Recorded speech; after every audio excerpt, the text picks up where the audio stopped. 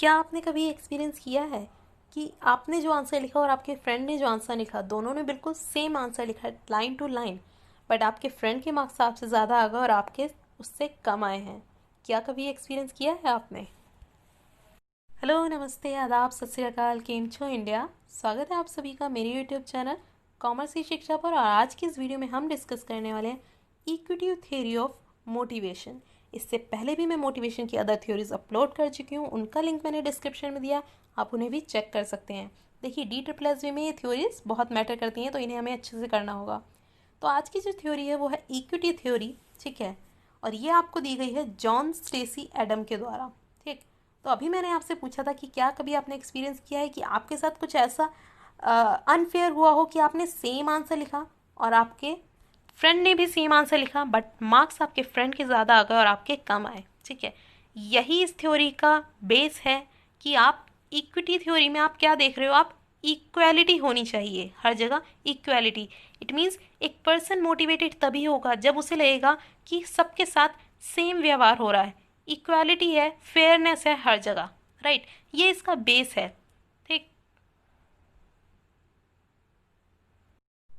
देखिए, ये जो थ्योरी है आपको एडम ने दी है, तो इसकी थ्योरी के दो नाम से आ जाता है, Adams equity theory as well as equity theory of motivation. दोनों ही नाम इसी के हैं, Adams equity theory as well as equity theory of motivation. ये जो थ्योरी है ये बेस है on the concept that individuals are motivated by fairness और इक्विटी। इट मीन्स अगर एक ऑर्गेनाइजेशन में फेयरनेस है और इक्विटी है, इक्वालिटी है हर तरफ, हर एम्प्लॉय को सेम तरीके से ट्रीट किया जा रहा है, तो वो मोटिवेटेड फील करेगा, ठीक है। तभी वो मोटिवेटेड फील होगा। अगर उसे लगता है कि नहीं, हर एक के साथ अलग व्यवहार हो रहा है, ठीक है, मुझे किसी काम के लिए ज़्यादा रिवॉर्ड नहीं मिल रहा और दूसरे को उसी काम के लिए ज़्यादा रिवॉर्ड मिल रहा है, तो वो डीमोटिवेटेड फील करेगा, वो उस काम को नहीं करना चाहेगा। If an individual identifies an inequity between themselves and peer, अगर किसी को लगता है कि भाई इनइक्वालिटी है हमारे, मतलब जो ग्रुप है, पीयर ग्रुप है आपका, या जो भी एक एम्प्लॉय हैं ऑर्गेनाइजेशन में, उन सब के बीच में फेयरनेस नहीं है, अनफेयर तरीके से डील किया जा रहा है, सबको अलग अलग तरीके से, ठीक है, भेदभाव किया जा रहा है कि एक पर्सन को कम काम दिया जा रहा है, दूसरे पर्सन को ज़्यादा काम दिया जा रहा है, दोनों हैं सेम लेवल पर, लेकिन दोनों के साथ व्यवहार अलग अलग किया जा रहा है, ठीक है। अगर आपके दिमाग में ये बात आ जाती है कि हाँ इनइक्विटी हो रहा है मेरे साथ, ठीक है, then they will feel bad, उन्हें बुरा तो लगेगा डेफिनेटली। प्लस अब देखो, आप बॉस नहीं हो, आप मैनेजर नहीं हो, आप जनरल एम्प्लॉयज़ हो, ठीक है, तो आप उनके बिहेवियर को तो चेंज नहीं कर सकते, तो आप क्या करोगे, आप अपने बिहेवियर को चेंज करोगे, राइट। अगर आपको लगता है कि भाई दोनों हैं, हम दो दो पर्सन हैं, दोनों सेम लेवल पर हैं, फिर मुझे ज़्यादा काम दिया जा रहा है और उसे कम, या सेम लेवल पर है और मुझे सैलरी कम दी जा रही है और उसे ज़्यादा दी जा रही है, तो इस कंडीशन में आप उन लोगों को तो कुछ नहीं कह सकते, जो आपके बॉस हैं या आपके मैनेजर्स हैं, आप उन्हें कुछ नहीं कह सकते। तो आप क्या करोगे, आप अपने लेवल पर कुछ ऐसा करोगे, अपने काम को इस तरह से एडजस्ट करोगे कि आपको लगे कि हाँ अब हम दोनों फेयर लेवल पर हैं, अब हम दोनों एक ही लेवल पर आ गए। For example, if an employee learns that a peer doing exactly the same job as them is earning more money. It means आप एक लेवल पर हो A और B एक लेवल पर है, ठीक है, दोनों सेम लेवल पर हो, बट A को क्या मिल रहा है, 10,000 सैलरी मिल रही है और B को मिल रही है 20,000। तो ये इनइक्वालिटी है, यहाँ पर डिफरेंस क्रिएट किया गया, दोनों सेम काम कर रहे हैं, सेम लेवल पर हैं, बट A को सैलरी कम मिल रही है और B को ज़्यादा मिल रही है। तो अगर A को ये पता लग जाता है तो वो क्या करेगा, उसका काम करने का मन नहीं लगेगा, right. Then they may choose to do less work, वो कहेगा मैं ज़्यादा काम क्यों करूँ, मैं कम काम करूँगा क्योंकि मुझे सैलरी कम मिल रही है, जिससे ज़्यादा सैलरी मिल रही है उससे ज़्यादा काम करवाइए, राइट। तो वो क्या करेगा, वो धीरे धीरे काम को टालना शुरू करेगा, ठीक, ज़्यादा से कम काम करना शुरू करेगा, सो दैट उसे ये लगे कि हाँ अब फेयर है, अब सब कुछ सही है, अगर मेरे को सैलरी कम मिलेगी तो मैं काम भी कम ही करूँगा। तो उसने अपनी नज़रों में फेयर करने के लिए ये डिसीजन लिया, ये आइडिया लिया कि हाँ मैं काम कम करूँगा, ठीक है। तो यही कहा है इस थ्योरी में कि अगर फेयरनेस होगी तो एम्प्लॉय मोटिवेटेड होकर वर्क करेंगे, वहीं अगर अनफेयरनेस होगी तो एम्प्लॉयज़ डीमोटिवेटेड हो जाएंगे, राइट। देखो, इस थ्योरी में कहा गया है कि अगर इनपुट जो है वो आउटपुट के इक्वल होते हैं तो एक एम्प्लॉय मोटिवेटेड फील करेगा, राइट। अब इनपुट और आउटपुट इन्होंने क्या चीज़ को डिफाइन किया यहाँ पर देख लेते हैं। Inputs are defined as those things that an individual does in order to receive an in output. देखो, इनपुट यानी जो एफर्ट, जो एक एम्प्लॉय एफर्ट कर रहा है आउटपुट रिसीव करने के लिए। अब देखो, एक एम्प्लॉय हार्ड वर्क कर रहा है, दिन रात मेहनत कर रहा है आपके लिए, प्रोजेक्ट्स बना रहा है, जो भी वर्क वो कर रहा है ऑनेस्टी के साथ आपके लिए कर रहा है, वो सारे उसके इनपुट्स हैं जो वो आपके ऑर्गेनाइजेशन में दे रहा है सो दैट उसे एक अच्छा आउटपुट मिल सके। तो आउटपुट क्या हो जाता है? Outputs are the result that an individual receives as a result of the input to the organisation. ठीक है, आउटपुट क्या हुआ? जो भी उसने इनपुट, जो भी उसने मेहनत की, उसके बदले में जो उसे रिवॉर्ड मिल रहा है वो सारे उसके आउटपुट हैं। देखो, उसकी सैलरी, बोनस, इंसेंटिव्स, ये सारे उसके आउटपुट हो जाते हैं। ठीक है, ये टेंजिबल भी हो सकते हैं, इंटेंजिबल भी हो सकते हैं। देखो, टेंजिबल क्या है? जिसे आप छू सकते हो, जैसे आपकी सैलरी। और इंटेंजिबल क्या है? उन्होंने आपको प्रमोट कर दिया, पोजीशन दे दी, ठीक है, या कोई एक बड़ी रिस्पॉन्सिबिलिटी दे दी। ठीक है, तो वो सब क्या है? वो इंटेंजिबल है। तो दोनों ही तरीके से आपको रिवॉर्ड तो मिल रहे हैं, राइट। तो इनपुट जो आप कर रहे हो, वर्क कर रहे हो टू रिसीव एन आउटपुट, और आउटपुट वो रिजल्ट, वो रिवॉर्ड जो आपको आपके काम के बदले, इनपुट के बदले मिल रहा है, राइट।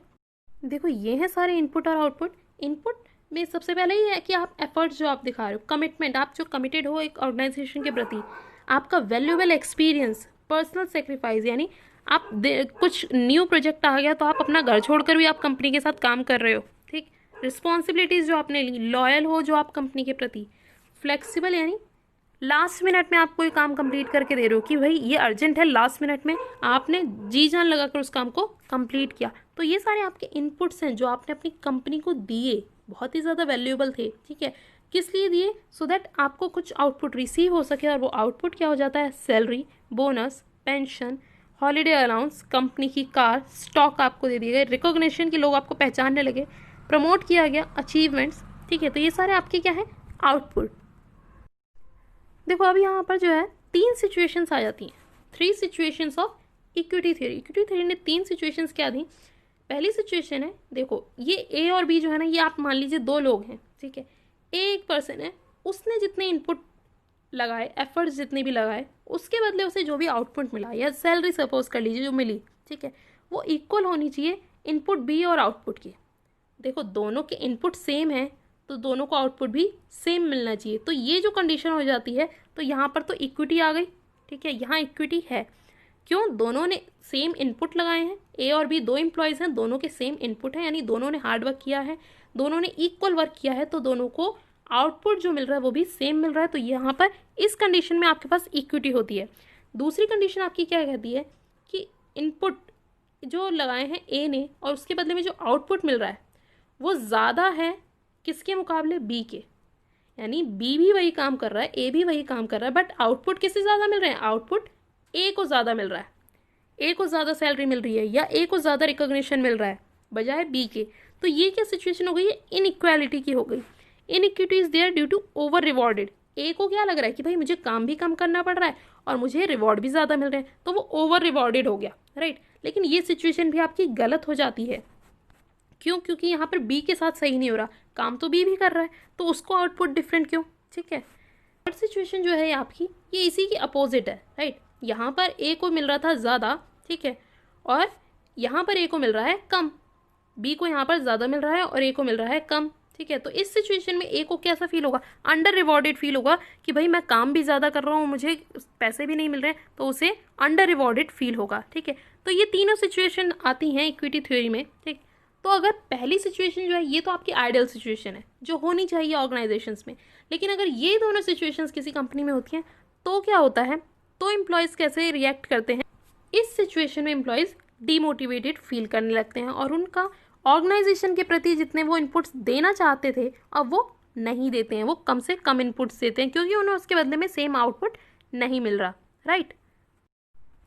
अच्छा, इस डिसीजन पे आप कब पहुंचते हो कि हाँ इनइक्वालिटी हो रही है मेरी ऑर्गेनाइजेशन में, या मेरे को आउटपुट कम मिल रहा है और दूसरे को ज़्यादा मिल रहे हैं? जब आप एक दूसरे को कंपेयर करते हो, राइट। जब आप कंपेयर करते हो तो एम्प्लॉयज़ अपने आप को किसके साथ कंपेयर करते हैं? अपने कोवर्कर्स के साथ, नेबर्स के साथ जो दूसरी ऑर्गेनाइजेशंस में वर्क कर रहे हैं, फ्रेंड्स के साथ, ठीक है, या अपनी ही प्रेजेंट जॉब को आप अपनी पास्ट जॉब से कंपेयर करते हो। ठीक है, कंपेयर करके देखते हो कि कहाँ वर्क ज़्यादा अच्छा था, या कहाँ एनवायरनमेंट ज़्यादा अच्छा था, या कहाँ सैलरी ज़्यादा अच्छी थी, राइट। तो हर चीज़ को आप कंपेयर करते हो, तभी आप इस डिसीजन पे पहुँचते हो कि हाँ यहाँ इनइक्वालिटी है या यहाँ इक्वालिटी है, राइट। अब इस कंपैरिजन के बेसिस पे आप 4 टाइप्स के रेफरेंट कंपैरिजन करते हो। रेफरेंट कंपैरिजन देखो किस तरह से, आप 4 तरह के रेफरेंट कंपैरिजन करते हो, self inside, self outside, other inside and other outside. Self inside में क्या होता है, आप अपने ही पर्सनल एक्सपीरियंस को करंट ऑर्गेनाइजेशन में कंपेयर करते हो। देखो अभी आप ए डिपार्टमेंट में थे, फिर आप बी डिपार्टमेंट में चले गए, ठीक है, तो आपने क्या कंपेयर किया कि ए डिपार्टमेंट में काम कम था, पैसे भी सही थे, बी डिपार्टमेंट में पैसे तो सेम ही रख दिए लेकिन काम बहुत ज़्यादा हो गया। तो अब आपको यहाँ पर क्या होगा, यहाँ आप डीमोटिवेटेड फील करोगे कि सैलरी, अगर मेरा काम बढ़ रहा है तो मेरी सैलरी भी बढ़नी चाहिए, लेकिन सैलरी सेम है और काम मुझसे ज़्यादा कराया जा रहा है। तो इस तरह से आप अपने ही पर्सनल एक्सपीरियंस को अपनी ही करंट ऑर्गेनाइजेशन में कंपेयर करते हो, ठीक। दूसरा फिर आ जाता है आपका सेल्फ आउटसाइड। सेल्फ आउटसाइड क्या है, personal experience with a position in outside organisation. देखो जैसे मैंने बताया कि आप अपने पर्सनल एक्सपीरियंस को आप अपनी प्रीवियस जॉब जो थी उस ऑर्गेनाइजेशन के कंपैरिजन से मैच करते हो। आपकी प्रेजेंट जॉब जो भी है, ठीक है, अभी आप जहाँ काम कर रहे हो उसके जो एक्सपीरियंस है उसे आप पास्ट जॉब में, कि पास्ट जॉब में कैसा होता था, कितनी सैलरी थी या कितना काम का प्रेशर था, ये सब आप कंपेयर करते हो, ठीक है। तो अब आप सेल्फ को आउटसाइड से कंपेयर कर रहे हो। फिर है आपका other inside. Other inside means another individual और ग्रुप इनसाइड द ऑर्गेनाइजेशन। यानी आप एक ही ऑर्गेनाइजेशन में हैं, एक ही ऑर्गेनाइजेशन में जितने अलग अलग एम्प्लॉयज़ हैं, अलग अलग ग्रुप्स हैं, आप उनसे अपने आप को कंपेयर कर रहे हो कि मेरी सैलरी कितनी है, मेरी आपकी सैलरी कितनी है, या सेम क्वालिफिकेशन है, सेम बैकग्राउंड है हम लोगों का, या सेम हमारी पोजीशन है, सेम टेक्नोलॉजी हमें आती है, but in spite of that हमारी सैलरी डिफरेंट है, ठीक है। तो इस तरह से जब आप कंपेयर करते हो तब आपको पता लगता है। देखिए नेक्स्ट है आपका अदर आउटसाइड। अदर आउटसाइड यानी अनदर इंडिविजुअल और ग्रुप, यहाँ इनसाइड नहीं, यहाँ आउटसाइड लिख लीजिएगा, गलत टाइप हो गया। आउटसाइड द ऑर्गेनाइजेशन यानी आप अपनी ऑर्गेनाइजेशन के बाहर जितनी भी ऑर्गेनाइजेशंस हैं उनके एम्प्लॉयज़ या उनकी ऑर्गेनाइजेशन, उन ग्रुप्स को आप अपनी ऑर्गेनाइजेशन से कंपेयर कर रहे हैं, राइट।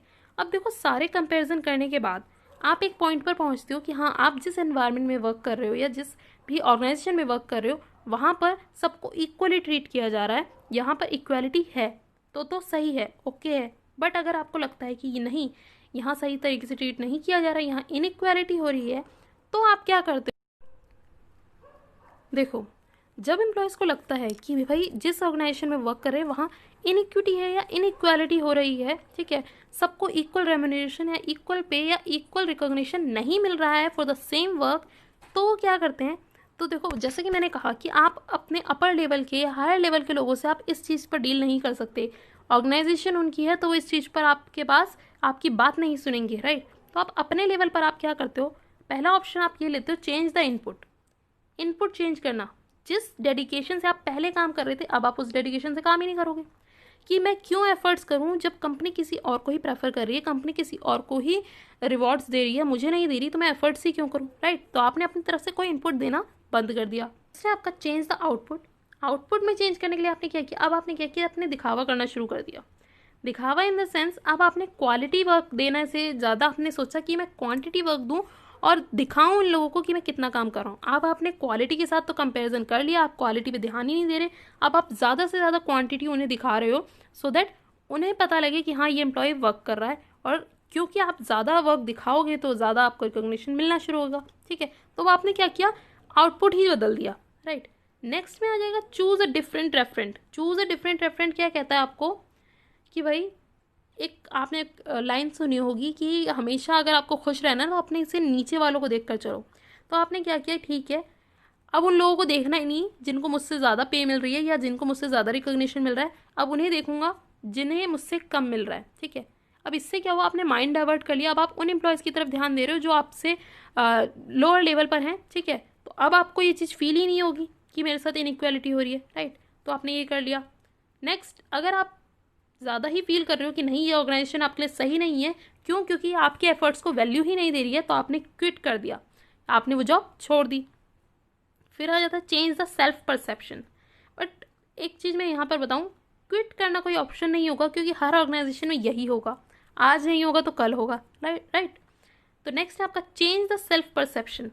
सेल्फ परसेप्शन आप कैसे चेंज करेंगे। देखो सेल्फ परसेप्शन यानी जैसे अगर आपको ये लगता है कि मैं जितने एफर्ट्स लगा रहा हूँ, ठीक है, उसके बदले में मुझे उतना रिवॉर्ड्स नहीं मिल रहे हैं, ठीक है, तो आप ये सोचना शुरू कर दीजिए कि शायद मैं उतने एफर्ट्स लगा ही नहीं रहा कि मुझे रिवॉर्ड मिले, ठीक है। अब आपने अपना परसेप्शन चेंज किया कि भाई मेरे एफर्ट्स में कमी है इसलिए मुझे रिवॉर्ड नहीं मिल रहे, ठीक है। तो अब आप यहाँ पर डिमोटिवेटेड नहीं होंगे, बल्कि आप मोटिवेटेड होंगे कि नहीं मुझे और ज़्यादा एफर्ट्स करने हैं कि मुझे रिवॉर्ड मिले, ठीक है। तो अब आपने अपना परसेप्शन चेंज किया कि नहीं अभी मैंने उस लेवल तक वर्क ही नहीं किया है कि मुझे रिवॉर्ड मिले। देखिए नेक्स्ट आ जाता है change the perception for other. देखो जब भी आपको लगता है कि हाँ आपके साथ गलत हो रहा है, आपको इक्वल पे नहीं मिल रहा है, ठीक है, इनइक्वालिटी हो रही है, तो ये कब होता है जब आप अपने आप को दूसरे पर्सन से कंपेयर करते हो। तो अब आपको यहाँ क्या करना है, आपको परसेप्शन जो है, आपको अपना जो परसेप्शन है वो दूसरों के लिए बदलना है, ठीक है। जो आप सोचते थे कि जो सामने वाला एक एम्प्लॉय है, ठीक है, उसकी जॉब भी इतनी वैल्यूएबल नहीं है फिर भी उसे पैसे ज़्यादा मिल रहे हैं, या उसके एफर्ट्स इतने नहीं हैं फिर भी उसे रिवॉर्ड्स मिल रहे हैं, तो आप क्या करो अपना परसेप्शन चेंज करो कि नहीं उसकी जॉब भी उतनी वैल्यूएबल है इसलिए उसे रिवॉर्ड मिल रहे हैं, वो भी बहुत ज़्यादा एफर्ट कर रहा है इसलिए उसे रिवॉर्ड मिल रहे हैं, ठीक है। सो पॉजिटिव सोचना शुरू करोगे तब आपके पास जो है ना, मतलब आपको ये लगेगा नहीं, ये फील नहीं होगा कि ऑर्गेनाइजेशन में ऐसा इनइक्वल हो रहा है, इनइक्विटी हो रही है, राइट। तो अभी तक आपको क्लियर तो हो गया होगा कि इक्विटी थ्योरी आपकी क्या कह रही है। ये कहना चाहते हैं कि अगर ऑर्गेनाइजेशन में इक्वल बिहेवियर होगा सबके साथ, इक्वली सबको पे किया जाएगा, इक्वालिटी रहेगी, तो एम्प्लॉयज़ मोटिवेटेड फील करेंगे, अदरवाइज वो डीमोटिवेटेड फील करेंगे। और जब वो डीमोटिवेटेड फील करेंगे तो या तो जॉब क्विट कर देंगे या काम को इग्नोर करना शुरू कर देंगे। तो ये ज़रूरी है एक ऑर्गेनाइजेशन के लिए कि वो इक्विटी मेंटेन रखे। अगर वो अपनी ऑर्गेनाइजेशन को बढ़ाना चाहते हैं तो हमेशा उन्हें ये आइडियल सिचुएशन जो है वही उन्हें फॉलो करनी चाहिए कि एक इंडिविजुअल के जो आउटपुट हैं, इंडिविजुअल के जो इनपुट हैं, वो दूसरे इंडिविजुअल के इनपुट और आउटपुट के बराबर होने चाहिए अगर वो दोनों सेम लेवल पर हैं तो, राइट। सेम पे फॉर सेम लेवल, ठीक है, equal pay for equal level, ठीक है। यही है आपकी इक्विटी थ्योरी। आई होप आपको समझ में आई हो। अगर आपको पसंद आई है मेरी वीडियो तो प्लीज़ इसे लाइक कीजिए, शेयर कीजिए अपने फ्रेंड्स के साथ एंड सब्सक्राइब कीजिए मेरे चैनल को ऐसी और वीडियोज़ के लिए। Thank you so much for watching the video.